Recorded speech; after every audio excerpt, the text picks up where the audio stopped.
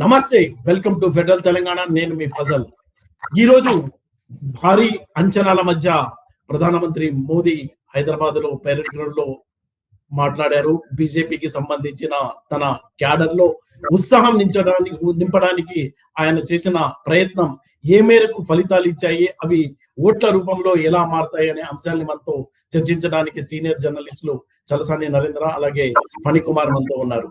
అయితే భారతీయ జనతా పార్టీ బీహార్ లో గాని అలాగే అస్సాంలో గాని ఘన విజయం సాధించిన ఆ ఉత్సాహంతోనే మోడీ ఇందాక ప్రసంగంలో అంటారు అబ్కి బార్ తెలంగాణ ఆమె బీజేపీ సర్కార్ అంటూ. అంటే ఆ నినాదంతో కార్యకర్తల్లో ఒక జోష్ నింపడానికి ఆయన ప్రయత్నం చేశారు. అయితే ఈ సమావేశం బీజేపీ కార్యకర్తలకు ఎలాంటి ఉత్సాహాన్ని ఇచ్చింది అనుకుంటున్నారు నరేంద్ర గారు? ఈ మొత్తం గత లోక్సభ ఎన్నికల తర్వాత బీజేపీ హైదరాబాద్ నగరంలో ఒక భారీ బహిరంగ సభ జరగటం, ప్రధానమంత్రి రావటం కూడా ఇదే. కాబట్టి ఇది పార్టీలో ఒక విధంగా ఉత్సాహం తీసుకురావడానికి, వాళ్ళ యాక్టివేట్ చేయడానికి పనికొస్తుంది. ముఖ్యంగా వెస్ట్ బెంగాల్లో అటు ఘనమైనటువంటి విజయం సాధించడం, అస్సాంలో పుదుచ్చేరిలో కూడా విజయం సాధించి ప్రభుత్వాలు ఏర్పాటు చేయగలగడంతో ఆ ఉత్సాహంతో ఉన్న సమయంలో ఈ సభ జరగటం ఉత్సాహాన్ని రెట్టింపు చేస్తుంది.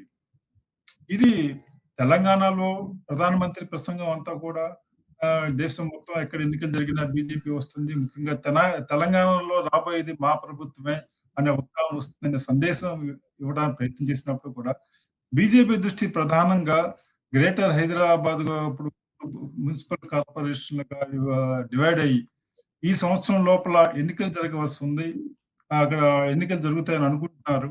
ఆ ఎన్నికల్లో బీజేపీ గతంలోనే 40కి పైగా కార్పొరేషన్ తీసుకొచ్చి ఒక గణనీయమైన ఎవరు ఊహించని విజయం గ్రేటర్ హైదరాబాద్ లో సాధించినటువంటి చరిత్ర ఉండటంతో ఆ విజయాన్ని రెట్టింపు చేసి ఈ 3 మున్సిపల్ కార్పొరేషన్ లో కూడా పాగా వేయటానికి బీజేపీ వ్యూహాత్మకంగా ఇది మంచి సమయం అనుకుని అదును చూసి ఈ బహిరంగ సభ ఏర్పాటు చేసినట్లు కనిపిస్తుంది.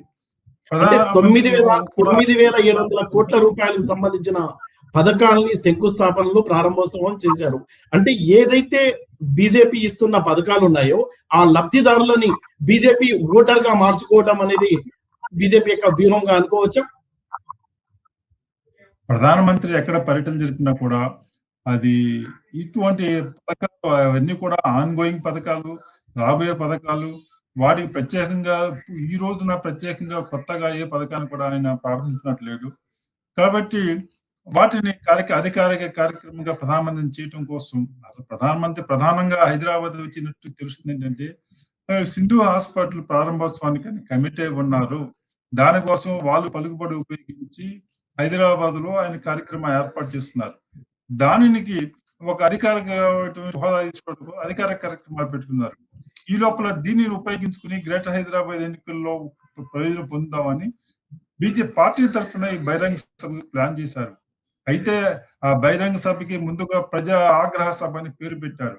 ఆ పేరు పట్ల ప్రధానమంత్రి కార్యాలయం అభ్యంతరం వ్యక్తం చేసినట్టు తెలుస్తుంది. ఆగ్రహం ఏంటి, ఇప్పుడు ఏంటి సందర్భం ఏంటి, ఎవరి మీద చేస్తారు మీరు ఆగ్రహం అని.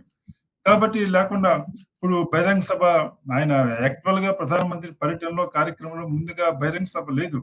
చివరిలో పార్టీ ఇక్కడ రాబోయేటువంటి మున్సిపల్ ఎన్నికల దృష్టిలో ఉంచుకుని వాటిలో ప్రయోజనం పొందాలని ప్రధానమంత్రిని ఒప్పించి ఆ బహిరంగ సభ ఏర్పాటు చేసుకున్నారు. కాబట్టి ఈ ప్రధానమంత్రి పర్యటనలో తెలంగాణ కోసం అంత చేసాం ఎన్నో పథకాలు ఇచ్చామని ఎప్పుడు చెప్పారు, నాయకులు చెప్పారు. ఇంకా తెలంగాణ అభివృద్ధి కట్టుబడి ఉందని చెప్పారు తప్ప కొత్తగా ఆయన ఒక్క పథకం గురించి ప్రకటించలేదు. కొత్తగా కూడా ఈ రోజున హైదరాబాద్ నగరాన్ని కానీ ప్రాంతాన్ని కానీ మనకి వచ్చి కనిపించేటువంటి ఒక పథకాన్ని ప్రారంభించలేదు, శంకుస్థాపన చేయలేదు. ముఖ్యంగా రేవంత్ రెడ్డి అంతకుముందు కార్యక్రమంలో అడిగారు, మేము అభివృద్ధిలో మేము సహకరిస్తాము, మేము 2 గంటలు మా అనేక ప్రాజెక్టులు మీ కేంద్ర ప్రభుత్వం దగ్గర పెండింగ్ లో ఉన్నాయి, నేను వచ్చి కేంద్ర మంత్రి వరుసగా కలుస్తున్నాను, మీరు 2 గంటల సమయం ఇచ్చి ఆ పథకాల మీద సమీక్ష చేయండి, ఎంతవరకు సహాయం చేస్తారో నిర్ణయం తీసుకోండి అని అంతకుముందు అధికార కార్యక్రమంలో రేవంత్ రెడ్డి స్వయంగా ప్రధానమంత్రిని అడిగారు. అదే గుజరాత్ కన్నా ఎక్కువ నిధులు ఇస్తాము, మీకు ఎంత ఉంటావు అని ఆయన మామూలుగా చెప్పారు తప్పితే నిర్దిష్టంగా ఎటువంటి హామీలు రేవంత్ రెడ్డి కూడా ఆయన ఇవ్వలేదు. ఆయన కనీసం నేను ఢిల్లీ రండి మాట్లాడుకుందాం, నేను చూస్తాను, నేను మేము మంత్రులకు చెబుతాను, పోనీ అధికారులకు చెబుతాను, వాటి సంగతి చూడమని త్వరగా వాటి మీద నిర్ణయం తీసుకునే చేస్తాననేటువంటి ఒక సర్వసాధారణ హామీ కూడా ఆయన ఇచ్చినట్టు ఎక్కడ మనకి కనిపించలేదు. కాబట్టి ఈ కార్యక్రమం ఒక రాజకీయ సందేశం ఇవ్వడం కోసమే తెలంగాణ అభివృద్ధి కట్టుబడినో, తెలంగాణలో రాబోయేది బీజేపీ ప్రభుత్వం అనే ఉత్సాహాన్ని పార్టీ శ్రేణులు, పార్టీ అభిమానుల్లో కలిగించడం కోసం ముఖ్యంగా ఈ కార్యక్రమం జరిగినట్లు కనిపిస్తుంది. ఆ విషయంలో ఈ బహిరంగ సభ కానీ, ప్రధాన పర్యటన కానీ విజయవంతమైందని చెప్పొచ్చు. అచ్చా, ఫణి గారు మీరు చెప్పండి. ఉదయం ఈ హెచ్ఐసిసిలో మాట్లాడుతూ ప్రధానమంత్రి ఏమన్నారంటే హంసే జుడో అంటే తనతో కలవండి అని. అంటే అఫీషియల్ ప్రోగ్రామ్ లో వచ్చి రాజకీయంగా మాట్లాడటాన్ని ఎలా అర్థం చేసుకోవచ్చు? రేవంత్ రెడ్డిని అంటే డబల్ మీనింగ్ లో, అంటే ఇరుకున పెట్టేటట్లు. గతంలో కూడా బడే భాయ్ చోటే భాయ్ అని బీఆర్ఎస్ పార్టీ ఆయన మీద గట్టిగా ఆరోపణలు చేస్తున్న నేపథ్యంలో ఇప్పుడు హంసే జుడో అంటూ నవ్వుతూ ఆ రేవంత్ రెడ్డిని ఇరికించడానికి ప్రయత్నం చేశారు అనుకోవచ్చా? ముందుగా చర్చలో పాల్గొన్న మిత్రుడు చలసాని నరేంద్రకు నమస్కారం. ప్రెజెంటర్ ఫజల్, మా కలీగు ఫజల్ కు ధన్యవాదాలు అవకాశం ఇచ్చినందుకు. ఇక్కడ మోడీ కార్యక్రమం మొదటి నుంచి కూడా నాన్ సీరియస్ గానే సాగుతోందేమో అని అనుకోవాలి. ఎందుకంటే మాతో కలవండి అంటే ఎలా కలుస్తారు? కాంగ్రెస్ ప్రభుత్వం వచ్చి ఎన్డీఏలో కలవాలనా, లేకపోతే ఎన్డీఏలో నుంచి వచ్చి రేవంత్ రెడ్డి విడిగా వచ్చి మోడీ వాళ్ళతో కలవాలనా? ఎట్లా అర్థం వస్తుంది అది? మేము ఎట్లాగూ కేంద్రానికి రాష్ట్ర ప్రభుత్వం తరఫున సహకరిస్తూనే ఉన్నాము. 30 ట్రిలియన్ల టార్గెట్ లో 3 ట్రిలియన్లు మేము తెలంగాణ నుంచి ఇస్తామని రేవంత్ ఎప్పటి నుంచో మొత్తుకుంటున్నాడు. ఫ్యూచర్ సిటీ కావచ్చు, మూసీ ప్రాజెక్టు కావచ్చు, ఓఆర్ఆర్ కావచ్చు, రీజనల్ రింగ్ రోడ్డు ప్రాజెక్టులు, ఇట్లాంటివన్నీ కూడా మేము చేస్తున్నాము, టేకప్ చేస్తున్నాము. గ్లోబల్ క్యాపబిలిటీ సెంటర్లు ఏర్పాటు చేస్తున్నాము. ఇవన్నీ కూడా కేంద్రానికి ఆర్థికంగా మద్దతు ఇచ్చే ప్రోగ్రాంలు ఇవన్నీ. కాబట్టి మీరు కూడా తెలంగాణని యథోచితంగా ఆదుకోండి అని మొత్తుకుంటున్నాడు రేవంత్ మొదటి నుంచి. అవును, ఈ ప్రాజెక్టులన్నిటికీ కేంద్రం పెండింగ్ లోనే పెట్టింది. ఇప్పటి వరకు ఒక్కదానికి కూడా గ్రీన్ సిగ్నల్ ఇవ్వలేదు. అసలు ఇవ్వకపోగా మీరు మాకు సహకరించండి, ఏ విధంగా సహకరిస్తారు? ఇంకా కలవండి అంటున్నారు డబల్ మీనింగ్ లో. అంటే బీఆర్ఎస్ పార్టీకి ఒక అవకాశం ఇస్తున్నట్టు కనిపిస్తుంది. ఈ మీటింగ్ లో మనం చూసుకున్నట్లయితే పల్లెత్తు మాట అనలేదు బీఆర్ఎస్ పార్టీకి. ఒక పక్కేమో రేపు జరగబోయే ఎన్నికల్లో బీఆర్ఎస్ బీజేపీ మధ్య పొత్తు ఉంటుంది అనేది బాగా చర్చకు వచ్చింది. ఒకవేళ అగ్రెసివ్ గా బీఆర్ఎస్ నేతపై ఏమన్నా మోడీ వ్యాఖ్యలు చేసి ఉంటే అలాంటి పొత్తు ఉండకపోవచ్చు అనుకోవచ్చు. కానీ ఇప్పుడు ద్వారాలు అయితే తెరిచి ఉన్నాయి అనుకోవచ్చా? ఒక పక్క బీఆర్ఎస్ కు కేసీఆర్ కు ద్వారాలు తెరుస్తూ, ఇంకొక పక్క రేవంత్ రెడ్డిని ఇబ్బంది పెట్టే విధంగా హంసే జుడో మాతో కలవండి అని ఒక డైలాగ్ పెట్టారు అనుకోవచ్చా రాజకీయంగా? ఇప్పుడు బీజేపీకి బీఆర్ఎస్ కి మధ్య లోపాయకారి ఒప్పందం ఉంది అన్నటువంటి రాహుల్ గాంధీ, రేవంత్ మంత్రుల ఒప్పందాన్ని, వాళ్ళ అలిగేషన్స్ కు మోడీ ప్రోగ్రాం ఈ రోజు వత్తాసు పలికేట్టుగా మద్దతు ఇచ్చేటట్టుగా ఉంది ఆయన ప్రసంగం. కాంగ్రెస్ ప్రభుత్వం మొత్తం మీద అవినీతి కార్యక్రమాలు జరుగుతుంది, మునిగిపోయిందని చెప్తున్నారే గాని, ఇక్కడ ప్రతిపక్షంలో ఉన్న మన 9.5 ఏళ్ళు అధికారంలో ఉండి అన్ని రకాలుగాను అవినీతిలో కూరుకుపోయిందన్న ఆరోపణలు ఉన్నటువంటి కేసీఆర్ ని కానీ లేకపోతే బీఆర్ఎస్ ప్రభుత్వం కానీ పల్లెత్తు మాట అనలేదు. అవును, మరి ఆ మధ్య కవిత కూడా చెప్పారు, తాను జైల్లో ఉన్నప్పుడు బీఆర్ఎస్ ని బీజేపీలో విలీనం చేసే ప్రయత్నాలు కూడా జరిగినాయి, చర్చలు కూడా జరిగినాయని. సో వాటన్నిటికీ ఈ రోజు మోడీ ప్రసంగము వత్తాసు పలికేటట్టుగానే ఉంది. నిజంగానే కాంగ్రెస్ బీఆర్ఎస్ రెండు బీజేపీకి ప్రతిపక్షాలు అనుకునేటట్లుగా ఉంటే, కాంగ్రెస్ తో పాటు బీఆర్ఎస్ నుండి కలిపి వాళ్ళు ఆరోపణలు చేయాలి, కార్నర్ చేసేందుకు ప్రయత్నం చేయాలి మోడీ. కానీ అటువంటి ప్రయత్నం లేదు. కాంగ్రెస్ ప్రభుత్వం కూడా పెద్దగా టార్గెట్ చేయలేదు మోడీ. కాబట్టి ఒక సెక్యూరికల్ గా ఒక మాట వచ్చాడు అంతవరకు. కానీ బీఆర్ఎస్ ఏమీ మాట్లాడలేదు. ఆ మధ్యలో ప్రజాప్రతినిధులు కలిశాడు తెలంగాణకు సంబంధించి బీజేపీ వాళ్ళు. అప్పుడు మాట్లాడుతూ అక్కడ సరిగా లేదు, ప్రధాన ప్రతిపక్షంగా బీజేపీని యాక్టివ్ రోల్ సరిగ్గా తీసుకోవట్లేదు అసంతృప్తి వ్యక్తం చేశాడు. అప్పుడు హైదరాబాద్ బీఆర్ఎస్ గురించి మాట్లాడలేదు. తెలంగాణకు ఇంత చేస్తోంది, ఇన్ని ప్రోగ్రామ్, ఇన్ని పథకాలు అమలు చేస్తూ ఇంత నిధులు ఇస్తామని ఎక్కడ ఒక ప్రకటన కూడా చేయలేదు. చేయకపోతే మరి రేపు బీజేపీ అధికారంలోకి వచ్చేస్తుందంటే ఎలా నమ్ముతారు ఎవరైనా? ఈ రోజు మోడీ చూస్తే అందరికీ ఒక సెటైరికల్ అయిపోయింది అధికారంలోకి వచ్చి. అంటే మనం చూడొచ్చు బీజేపీలో అంతర్గత కలహాలు స్పష్టంగా కనిపిస్తుంటాయి. సీనియర్ నేతలకు ఇప్పుడు కొత్తగా జాయిన్ అయిన వాళ్ళ మధ్య బాగా గ్యాప్ ఉంది. వచ్చిన వాళ్ళు అక్కడ ఉండలేరు, బయటికి వెళ్ళలేరు. అలాంటి వారందరికి కూడా మరో పక్క చూస్తే అన్ని నియోజకవర్గాల్లో బీజేపీ మంచి క్యాడర్ ఉంది కానీ నేతలు లేరు. అంటే టిఆర్ఎస్ లాంటి నేతలు, కాంగ్రెస్ లాంటి నేతలు. అలాంటి సమయంలో ఇప్పుడు ఏంటి ఎజెండా, వాళ్ళకి ఏమైనా ఉత్సాహం కలిగేటట్టు ఆయన ప్రసంగం అలాంటివి ఏం కనిపిలా. అంటే బీజేపీ వాళ్ళు ఆశించిన మేర ఈ మోడీ దగ్గర నుంచి రాలేదనుకోవచ్చా? అంటే మనం కరెక్ట్ గా చెప్పుకోవాలంటే మోడీ టూరు ఫ్లాప్ అనే చెప్పాలి. అంటే బహిరంగ సభ వరకు ప్రారంభోత్సవం ఏం లేదు. ఎవరు కూడా వాళ్ళు ఏర్పాట్లు చేస్తారు, వివిఐపీలు వాళ్ళ ప్రకారం వాళ్ళు చేసుకోవాలి. ప్రసంగం మీదనే అందరి దృష్టి పెట్టారు. ఎందుకంటే అసలు బెంగాల్లో వచ్చేసాము కాబట్టి ఇక రేపు వచ్చేస్తామని అడ్వర్టైజ్మెంట్లలో, మీడియాలో ఓదరు కొట్టారు బీజేపీ. ప్రకటనలు మీడియా అడ్వర్టైజ్మెంట్ లో మాత్రం కనపడింది కానీ మోడీ ప్రసంగంలో ఎక్కడ కనపడలేదు. చప్పగా తెలిపోయింది అది. తాగి మొత్తం ప్రసంగం కూడా జోష్ ఇచ్చే ఏ విధమైనటువంటి కనపడలేదు ఆయన ప్రసంగం. జనాలు పెద్దగా స్పందించలేదు మోడీ ప్రసంగం విషయం. అసలు చలసాని గారు మీరు చెప్పండి, జిహెచ్ఎంసీ ఎన్నికలు అంటే అసెంబ్లీ ముందు జరిగే సెమీఫైనల్ ఎన్నికలు లాంటివి. గతంలో మనం చూసాం 48 స్థానాలు బీజేపీ సాధించింది. ఇప్పుడు పరిస్థితులు ఎలా ఉన్నాయంటే హైదరాబాద్ లో భారీ ఎత్తున వరదలు వచ్చాయి.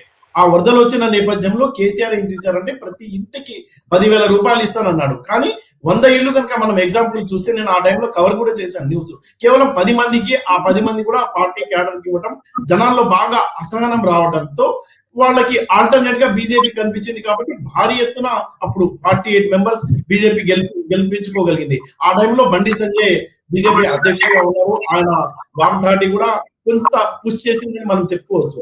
ఈ నేపథ్యంలో రేపు జరిగే బీజేపీ ఎన్నికల్లో ఒక పక్కేమో కాంగ్రెస్ పార్టీ చాలా అగ్రెసివ్ గా వెళ్తుంది. మనం చూసాం జూబ్లీ హిల్స్ లో 3వ స్థానానికి బీజేపీని ఆపగలిగింది.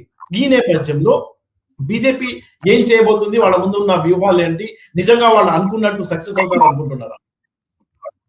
అంటే అప్పుడు బీజేపీ గెలవడానికి ఇంకో కారణం కూడా ఉంది. ఆ రోజు బీఆర్ఎస్ హైదరాబాద్ సిటీలో చాలా బలహీనంగా ఉంది. వాళ్ళకి కేవలం ఒకరు ఇద్దరు ఉన్నారు. అప్పుడు ఎక్కువ టిఆర్ఎస్ హైదరాబాద్ సిటీలో ఒక టీడీపీ బలంగా ఉండేది. హైదరాబాద్ సిటీలో మంచి ఉండేది.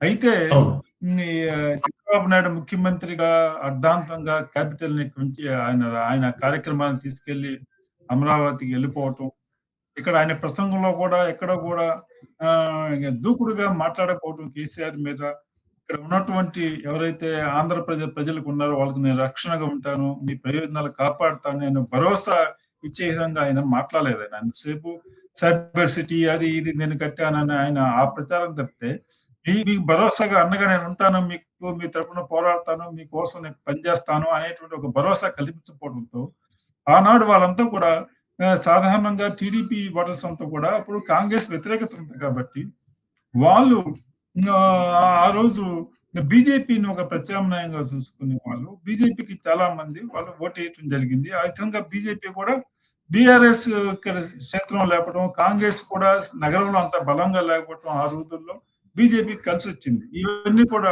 బీజేపీ కలిసి వచ్చి వాళ్ళు అన్ని సీట్లు వచ్చింది. అయితే ఆ తర్వాత పరిస్థితులు చాలా మారినాయి.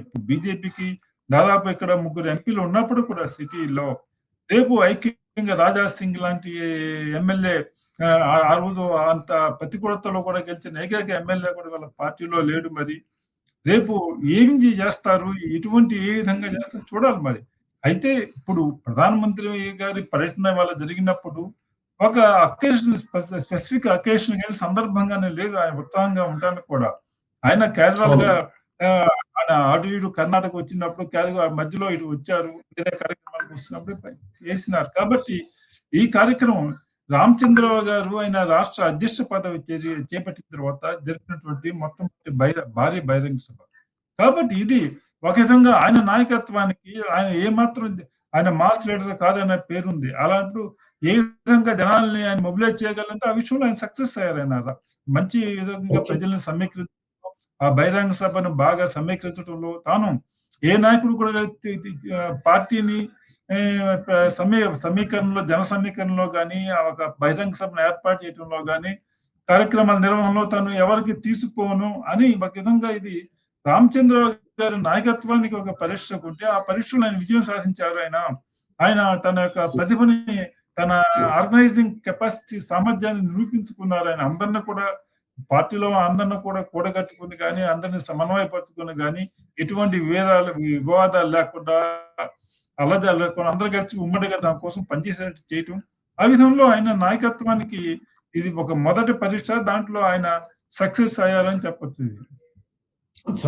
అంటే టోటల్ గా మనం చూసుకున్నట్లయితే ఈ బీజేపీ, మనం అక్కడ బెంగాల్, ఆసాంలో భారీ ఎత్తున బీజేపీ ఘన విజయం సాధించినంత మాత్రాన, అలాగే తమిళనాడులో కేవలం ఒక సీట్ వచ్చినంత మాత్రాన ఆ ఫలితాలు తెలంగాణలో రిపీట్ అవుతాయి అనుకోవటం కరెక్ట్ కాదేమో. అంటే ఇక్కడ ఉన్న స్థానిక పరిస్థితుల్ని బట్టి అది ఉంటుంది. అయితే బీజేపీ నాయకత్వంలో గ్రూప్ తగాదాలు ఉన్నాయి, వాళ్ళ మధ్య గ్యాప్ ఉంది. మీరు అన్నట్టు ఇప్పుడు రామచంద్రరావు ఆ గ్యాప్ ని, ఆ గ్రూప్ తగాదాన్ని అన్నిటినీ తీర్చి అందరినీ ఒక లీడర్షిప్ కింద అందరినీ ఒక వేదికపై తీసుకురావడమే కాదు, భారీ ఎత్తున జన సమీకరణ చేయడంలో కూడా సక్సెస్ అయ్యారని చెప్తున్నారు. అయితే దీని ప్రభావం ఎలా ఉండొచ్చు రేపు జిహెచ్ఎంసీ ఎన్నికల్లో? ఈ పార్టీలో గ్రూప్ తగాదాలని, కొత్త వారు పాత వారి మధ్య అంతరం ఏర్పడటం, కలిసి పనిచేయలేకపోవడం కేవలం బీజేపీకి, తెలంగాణకి పరిమితం కాదు. వాళ్ళు అన్ని పార్టీలో, అన్ని రాష్ట్రాల్లో కూడా ఆ పరిస్థితి. కాంగ్రెస్ లో కూడా అదే పరిస్థితి. జీవన్ రెడ్డి ఎందుకు వెళ్ళారు కాంగ్రెస్ నుంచి? ఆయన బీఆర్ఎస్ నుంచి వచ్చిన ఆయనకి ఇంపార్టెన్స్ ఇచ్చి తన పక్కన నిడుతుందని వెళ్ళిపోయారు. అదే పరిస్థితి బీఆర్ఎస్ లో కూడా ఉంది. టీడీపీ నుంచి ఇతర పార్టీకి వచ్చిన వాళ్ళకి ఇచ్చిన ప్రాముఖ్యత, బయట వాళ్ళకి ఇచ్చిన ప్రాముఖ్యత మాకు ఇవ్వట్లేదని. కాబట్టి అది అన్ని చోట్ల ఉంది. బీజేపీలో ఇతర రాష్ట్రాల్లో కూడా ఉంది. అది బెంగాల్లో అది కూడా పరిస్థితి తీవ్రంగా ఉంది. అయితే అమిత్ షా స్వయంగా కూర్చోబెట్టి ఆనాడు కార్యక్రమాలకు దూరంగా ఉన్నటువంటి పాత నాయకులందరూ కూడా ఆయన స్వయంగా పిలిచి మాట్లాడి వాళ్ళందరూ పనిచేసేట్లు చేసి అక్కడ ఎన్నికల్లో విజయం సాధించడానికి వాళ్ళు ఉమ్మడిగా కృషి చేయగలిగారు ఎన్నికల సమయంలో. కాబట్టి అలాంటి విభేదాలు అనేది ఇవాళ పార్టీల యొక్క స్వరూపం మారిపోతున్నప్పుడు, ఎన్నికల యొక్క ప్రక్రియ అంతా స్వరూపం మారిపోతున్నప్పుడు ఇలాంటి విభేదాలు ఇవాళ సహజం అన్ని పార్టీల్లో కూడా. వాటిన్నింటిని కూడా అధిగమించి ఏ విధంగా వాళ్ళు ఎన్నికలకు సిద్ధం అవుతారు, ఏ విధంగా పనిచేసుకోగలుగుతారు అనేటువంటి దాని మీద ఆధారపడుతుంది. విధంగా బీజేపీ కేరళలో 3 సీట్లు వచ్చినాయి. కానీ కూడా మేము ఎన్డీఏనే ఆల్టర్నేటివ్, మేము ప్రభుత్వం ఏర్పాటు చేయబోతున్నాం అన్నారు. మన లాస్ట్ అసెంబ్లీ ఎలక్షన్ లోనే స్వయంగా మోడీ చెప్పారు, తెలంగాణలో మేము ప్రభుత్వం ఏర్పాటు చేయబోతున్నాం అని చెప్పారు. ఆ రోజు ఒక బీసీ ముఖ్యమంత్రి కూడా అనౌన్స్ చేశారు. కాబట్టి ఒక కార్యకర్తలకు ఉత్సాహం ఇవ్వడం కోసం ఏ పార్టీ అయినా సరే మాదే రాబోయేది ప్రభుత్వం, మేమే గెలుస్తామని ప్రచారం చేస్తారు తప్పితే మమ్మల్ని వేరే విధంగా మరో విధంగా ఏ నాయకుడు మాట్లాడు. అయితే మొదటిగా నుంచి కూడా బీజేపీకి కర్ణాటకలో ప్రభుత్వం వచ్చిన తర్వాత, కర్ణాటకలో బలపడిన తర్వాత, ఆ తర్వాత దక్షిణాదిలో మన అధికారంలో రాగలిగే రాష్ట్రం ఏదంటే అది తెలంగాణ మాత్రమే అని బీజేపీ నాయకుల్లో గత 15 ఏళ్ళుగా 20 ఏళ్ళుగా కూడా ఆ అభిప్రాయం ఉంది. ఆ దిశలో వాళ్ళు ప్రయత్నాలు చేస్తున్నారు. అయితే ఇక్కడ ఉన్నటువంటి కారణాలు ఇదే. ఇప్పుడు రేవంత్ రెడ్డి ఆయన టీడీపీ నుంచి కాంగ్రెస్ లో ఒక బలమైన నాయకుడిగా ఎదిగి కేసీఆర్ కి ప్రత్యామ్నాయంగా ఎదిగాడు కాబట్టి కాంగ్రెస్ బలపడింది.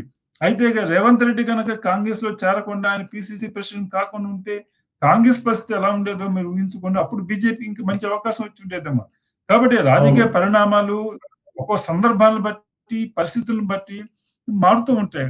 కాబట్టి బీజేపీ దృష్టిలో కర్ణాటక తర్వాత వాళ్ళకి తెలంగాణ ఉన్నటువంటి పర్యావరణం కానీ, పరిస్థితులు కానీ మంచి అవకాశం ఉంది అని వాళ్ళు మొదటగా నుంచి భావిస్తున్నారు. ఆ దిశలో వాళ్ళు ప్రయత్నాలు కూడా చేస్తున్నారని చెప్పొచ్చు. ఫైనల్ గా ఫణి గారు మీరు చెప్పండి, ఫైనల్ గా ఈ రోజు జరిగిన సమావేశం భారతీయ జనతా పార్టీకి ఏ మేరకు ఉపయోగపడుతుంది అనుకోవచ్చు? అంటే రేపటి నుంచి రాజకీయ సమీకరణలు, అంటే ఎవరైతే ప్రధానమంత్రి జుడో హంసే జుడో అని రేవంత్ అన్న డైలాగు, అలాగే కేసీఆర్ గురించి అస్సలు పల్లెత్తు మాట అనకుండా ఉండటంతో దీనిపై ఎలాంటి చర్చలు, స్పెక్యులేషన్స్ ఉండే అవకాశం ఉంది తెలంగాణ రాజకీయాల్లో? బెంగాల్లో అధికారంలోకి రాగానే ఇక్కడ ఎంపీలు కానీ, లేకపోతే ఈ రోజు నరేంద్ర మోడీ కానీ రేపు తెలంగాణలో అధికారంలోకి వచ్చేస్తామేమో అని చెప్తున్నారు. అక్కడైతే అవకాశం లేదని నాకు అనిపిస్తోంది. బెంగాల్లో పరిస్థితులు వేరు, తెలంగాణలో పరిస్థితులు వేరు. బెంగాల్లో అంటే 34 సంవత్సరాల వామపక్షాల పరిపాలనలో అక్కడ నియంతృత్వం ఉంది. 15 ఏళ్ల మమతా బెనర్జీ పరిపాలనలో అరాచకాలు పెరిగిపోయినాయి. కానీ ఇక్కడ వచ్చి అక్కడ ఉన్నంత ఇక్కడ లేదు, అక్కడ ఉన్న లేదు. ఇక్కడ బలమైన పార్టీలు ఉన్నాయి, బీఆర్ఎస్ ఉంది, కాంగ్రెస్ ఉంది, బలంగా ఉన్నాయి. చేశాం కాబట్టి ఇక్కడ వచ్చేస్తాం అని వాళ్ళు అనుకోవడం అది అంత పెద్ద వర్కౌట్ కాదు అది. రెండోది, మొదటి నుంచి మనం ఒక చిన్న పాయింట్ గమనిస్తే 3 పార్టీలు బలంగా ఉన్న చోట బీజేపీ ఎక్కడ అధికారంలోకి రాలేదు. 1-1 ఉన్న చోట బీజేపీ ఒక పార్టీ గట్టి పార్టీ అయితే మాత్రమే వస్తోంది. ఇప్పుడు ఇక్కడ దుబ్బాకలు ఉప ఎన్నికల్లో తీసుకుంటే అక్కడ పోటీ బీజేపీకి బీఆర్ఎస్ కి మాత్రమే అయింది. అక్కడ కాంగ్రెస్ లేదు పోటీ. హుజూరాబాద్ లో బీజేపీకి బీఆర్ఎస్ కి అయింది, కాంగ్రెస్ లేదు. మునుగోడులో బీజేపీ, బీఆర్ఎస్, కాంగ్రెస్ 3 పోటీ పడ్డాయి. అటు చోట బీజేపీ జూబ్లీలో 3 పోటీ పడ్డాయి. బీజేపీకి డిపాజిట్ కూడా రాలేదు. రేపు ఎన్నికల్లో కూడా బీఆర్ఎస్, కాంగ్రెస్ చాలా బలమైన పార్టీలుగా బీజేపీ ఢీకొనాలి. కాబట్టి ఇప్పటికిప్పుడు బీజేపీ 2018 నేనైతే అనుకోవటం లేదు. మోడీ చెప్పిన పద్ధతిలో తీసుకుంటేనే మమతా బెనర్జీని ఓడగొట్టి మేము వచ్చామంటే ఇంకో 3 ఎన్నికలు వెక్కేయాల్సిందే ఇక్కడ తెలంగాణ బీజేపీ రావాలంటే. బీజేపీ నేతలు చెప్తున్నట్టు ఆపరేషన్ ఆకర్ష్ ఉండొచ్చా? ఉంటే మోదీ ప్రసంగంలో ప్రస్తావించేవాళ్ళు, గట్టిగా కేసీఆర్ ని చేసుకునేవాళ్ళు. కానీ ఆ స్టైల్లో లేదు కాబట్టి గతంలో కేసీఆర్ ప్రతిసారి కూడా పార్లమెంట్ లో అవసరమైనప్పుడల్లా బీజేపీకి సహకరించారు. ఈ నేపథ్యంలో వాళ్ళ మధ్య బంధం గట్టిపడే అవకాశం ఉన్న నేపథ్యంలో బీజేపీ నుంచి బాగా వార్తలు వస్తున్నట్టు భారీ ఎత్తున అక్కడి నుంచి లాక్కొచ్చే అవకాశాలు ఉండొచ్చా? లేకపోతే ఇద్దరి మధ్య పొత్తు ఉండొచ్చా? ఇంకా 2.5 సంవత్సరం ఈ కాంగ్రెస్ ప్రభుత్వం ఉంటుంది కాబట్టి ఆపరేషన్ ఆకర్ష్ అనేది బీజేపీకి అంత సక్సెస్ అయ్యే అవకాశాలు లేవు. ఒకవేళ టీఆర్ఎస్ లో నుంచి ఎవరైనా రావాలి అంటే ఆవిడ కాంగ్రెస్ వైపు చూస్తారే కానీ బీజేపీ వైపు చూడరు. ఎందుకంటే ఇప్పుడు చాలా పార్టీల్లో ఎమ్మెల్యేలు, ఎంపీలు తీసుకుంటారు. ఏదో ఒక రకంగా వ్యాపారస్తులే వాళ్ళందరూ. వాళ్ళ అవసరాలన్నీ రాష్ట్ర ప్రభుత్వంతో ఉంటాయి కానీ కేంద్రంతో పెద్దగా ఉండవు. ఎలక్షన్ టైం ప్రభుత్వం వ్యతిరేకత వచ్చేసింది, ఇంకా కాంగ్రెస్ మళ్ళీ గెలవదు అనుకున్నప్పుడే అందరూ బీజేపీ వైపు చూసే అవకాశం ఉంది. వచ్చేస్తుంది అనుకుంటే డిఆర్లోనే ఉంటారు.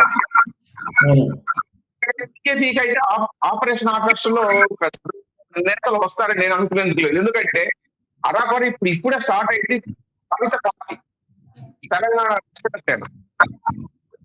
టీఆర్ఎస్ లో ఏదైనా అసంతృప్తి వాళ్ళు రేపు టికెట్ రాదు అనుకున్న వాళ్ళు కవిత పార్టీ వైపు చూసే అవకాశం కూడా ఉంది. వాళ్ళు బీజేపీ పోతారని అనుకోవాలి మనము. ఎందుకంటే ఆ సమయం చెప్తూ జాతీయ పార్టీలు మాదొకటే ప్రాంతీయ పార్టీ, తెలంగాణకు ప్రాంతీయ పార్టీ చాలా ఉందని చెప్తోంది కవిత. కాబట్టి కవిత పార్టీ వైపు బీఆర్ఎస్ అసంతృప్తులు వాళ్ళు చేరే అవకాశాలు కూడా ఉన్నాయి. కాబట్టి అంత ఈజీ కాదు. ఆపరేషన్లో గట్టి నేతలు తీసుకుని వాళ్ళు ఏదో ఎదిగిపోవడం అనుకోరు, ఉన్న వాళ్ళే కొట్టుకుంటున్నారు. అంటే ఇప్పుడు మనం టోటల్ గా చూసుకున్నట్లయితే భారతీయ జనతా పార్టీ జిహెచ్ఎంసీ ఎన్నికలు త్వరలో జరగనున్న నేపథ్యంలో ఈ ఎన్నికల గేమ్ అయితే స్టార్ట్ చేసింది అనుకోవచ్చు. ఈ రోజు జరిగిన మోడీ పర్యటనలా కాకుండా అది ఒక రాజకీయ వ్యూహంగా చూడవచ్చు. దాదాపుగా 9,700 కోట్ల రూపాయలకు సంబంధించిన అభివృద్ధి కార్యక్రమాలు చేపట్టిన నేపథ్యంలో ఎవరైతే ఆ అభివృద్ధి ఫలాలు అందుకుంటున్నారో వారి ఓట్లను బీజేపీకి వైపు పడేలా ఒక వ్యూహం బీజేపీ పన్నినట్టు అర్థమవుతుంది. మీ అమూల్యమైన సందేశాలు, సలహాలు, సూచనలు దాని మీద రివ్యూ చేసినందుకు ధన్యవాదాలు చలసాని నరేంద్ర గారికి, ఫణి గారికి. నమస్తే.